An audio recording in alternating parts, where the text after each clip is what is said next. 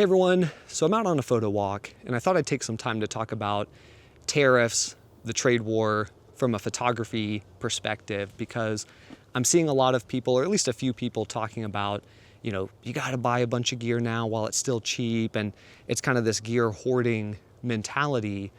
But I don't think that's necessarily the best mentality to have unless you're someone who already had gear figured out, you've already identified why you're purchasing that gear, how it's going to benefit you. You've got it in your shopping cart and you just haven't clicked buy because you were maybe waiting on a coupon, or maybe you're moving, you didn't want to buy it before you finished moving. Then yeah, that's maybe a good reason to buy now before the prices go up. But if you're almost anyone else, then essentially buying camera gear now would be a panic buy. And even though it feels like it's a smart decision, prices are going to go up, I got to get this stuff now while it's still cheap, it's ultimately still a panic buy at the end of the day. And what can end up happening is that you buy a bunch of gear that, worst case, you don't even need and end up not using, wasted money, or it ends up being something that doesn't really fit the need.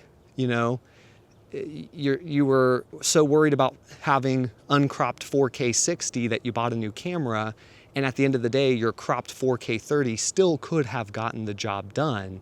So I think things like that are a bit of a red flag that maybe you're panic buying as opposed to making a smart financial decision.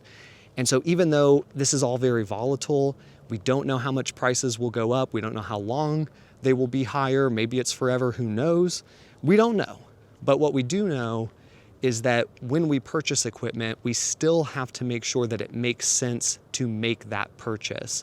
So maybe it's better to look at the used market, or maybe it's better to have a mindset change to say, okay, maybe this gear is more limited that I currently have, and that limitation will make me a better photographer.